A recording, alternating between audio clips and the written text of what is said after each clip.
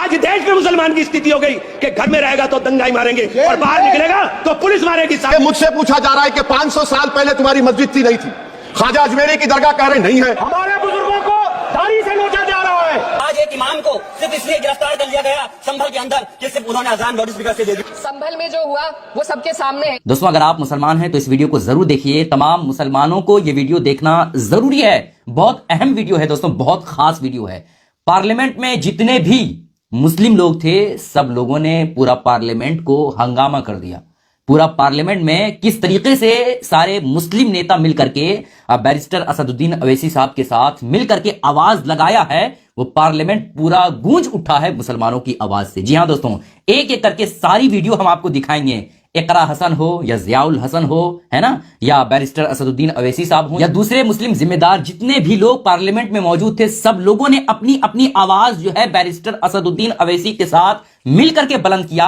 और अजमेर शरीफ हो या मंदिर मस्जिद का मामला हो या संभल का मामला हो या कहीं और का मामला हो, किस तरीके से मुसलमानों के साथ क्या क्या कुछ हो रहा है, वो सारे मामलात आज बैरिस्टर असदुद्दीन अवैसी साहब ने और तमाम मुस्लिम लीडर ने, है ना, चाहे वो किसी भी पार्टी से ताल्लुक रखने वाले हो, सब लोगों ने अपनी अपनी बात रखी। और किस तरीके से पार्लियामेंट में मुसलमानों की आवाज आज गूंजी है, वो आप जरूर देखिएगा। दिल मचल जाएगा दोस्तों। हर मुसलमान को ये वीडियो देखनी चाहिए। ये वीडियो ज्यादा से ज्यादा शेयर कीजिएगा दोस्तों। पहले आइए बैरिस्टर असदुद्दीन अवैसी साहब ने क्या कुछ कहा है वो सुन लेते हैं। दफा 25 में प्रोफेस कहा गया, आर्टिकल 25 टॉक्स प्रोफेस। सर, आज मेरी बेटियों को गवर्नमेंट के एजुकेशन इदारों में हिजाब पहनने से रोका जा रहा है, तो ये आर्टिकल 25 का प्रोफेस कहां तक कामयाब हुआ, ये अक्लमंद लोगों पर छोड़ता हूं। प्रैक्टिस सर, आर्टिकल 25 में अमल करना। कई रियासतों ने ऐसा कानून बना दिया कि आप ये नहीं खा सकते, आप वो नहीं खा सकते, कैटल स्लॉटर एक्ट का एक्ट बना दिया। आप बताइए कि हरियाणा, राजस्थान में पुलिस की इख्तियारात गौरक्षक को दे दिए और उन इख्तियारात का बेजा इस्तेमाल मॉब लिंचिंग में हुआ। किसका हुआ? एक लड़का था साबिर मलिक बंगाल का, मार के पीट कर मार दिया गया। क्यों? क्योंकि उसने बीफ खाया, बाद में मालूम हुआ नहीं खाया। जुनैद और नसीर को गाटमीका के थे, उनको जिंदा जला दिया गया। सर, फिर प्रोपगेट, आप ये आर्टिकल 25 का थर्ड सेक्शन प्रोपगेट। आज आप देख रहे हैं कि मुझसे पूछा जा रहा है कि 500 साल पहले तुम्हारी मस्जिद थी नहीं थी। ख्वाजा अजमेरी की दरगाह कह रहे नहीं है। अरे सर, अगर मैं इस पार्लियामेंट में खोद दूं, इसमें गड़ा कर दूं, तो खाने जहां का हिस्सा मिलेगा तो मेरी हो जाएगी ये। आप बताइए। अब आप देखिए ये प्रोपोगेट क्या हो रहा है। अच्छा, जो तब्दीली मजहब का कानून, तब्दीली मजहब, मैं तब्दील मजहब नहीं कर सकता, सरकार से पूछना पड़ेगा मुझे अपना मजहब बदलने के लिए। अगर अंबेडकर आज जिंदा होते तो बाबा साहब को भी कहते कि आप जाकर परमिशन लो, तब मजहब बदलना पड़ेगा आपको।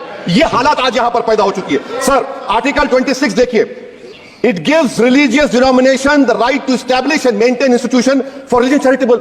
वजीर आजम कहते हैं कि वक्फ का ताल्लुक संविधान से नहीं है। अरे कौन पढ़ा रहा है वजीर आजम को? आर्टिकल 26 पढ़ा लीजिए। आर्टिकल 26 की बात कही गई। मकसद क्या है कि वक्फ की जायदादों को अक्सरियती तबके के लिए छीन कर दे दिया जाए। आप अपनी ताकत की बुनियाद पर छीनना चाह रहे हैं। सर, दफा 29 पे आ जाइए, आर्टिकल 29।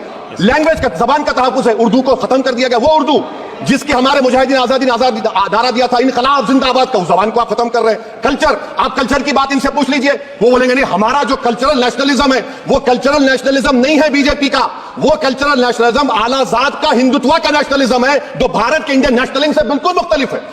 सर, अब आप आ जाइए। सर, आर्टिकल 30 पे आ जाइए। सर, आर्टिकल 30 पे आ जाइए। सर, आर्टिकल 30 में माइनॉरिटीज को राइट दिया गया। This house has passed a law in 1981 to give minority AMU. This government went to the Supreme Court and said, no, we'll oppose minority status.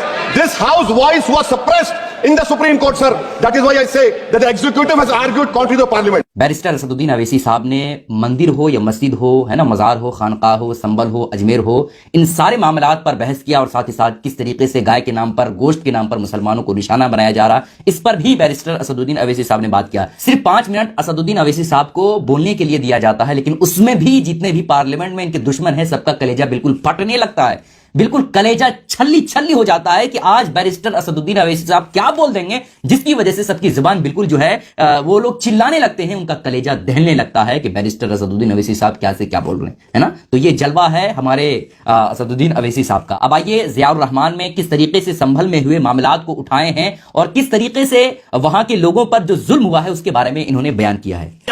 मैं पूछना चाहता हूं माननीय सभापति जी, मैं सांसद हूं, मैं अपने मुकदमे का, मैंने कहा था मुझे डर नहीं है, मेरे खिलाफ मुकदमा लिखा गया, मैं वहां मौजूद नहीं था। और ये मुकदमा जो हमारे चाहे विपक्ष के सांसद हो या सत्ता पक्ष के सांसद हो, आप याद रखिए जनता की आवाज हो, जनता के बीच में जाकर के आपके जवाबदेही बनती है। और मैंने अपनी जनता की आवाज को उठाने का काम किया, तो क्या गलत किया था? माननीय सभापति जी, जिस बुनियाद पे मुकदमा लीजिए गया, आज मैं आपको बताना, पॉइंट पे बोल रहा हूँ, संविधान पर ही बोल रहा हूँ माननीय सभापति जी। आज मैं चाहता हूँ उन लोगों को इंसाफ मिलना चाहिए जो इसके जिन्होंने ज्यादती की है, उनको सजा मिलनी चाहिए। और आज एक इमाम को सिर्फ इसलिए गिरफ्तार कर लिया गया संभल के अंदर कि सिर्फ उन्होंने अजान लाउड स्पीकर से दे दी थी। अफसोस है कि आज हमारे साथ ऐसी ज्यादती हो रही है। माननीय जज जी, हमारे संविधान किसानों को मजबूती की बात करता है, जो इस देश की रीढ़ की हड्डी है। 130 किसान जो 10 दिन से ज्यादा समय से जेल में बंद हैं, आप किसानों को हक नहीं दे पा रहे, तो किसको हक देने का काम करोगे? मैं अफसोस करता हूँ आज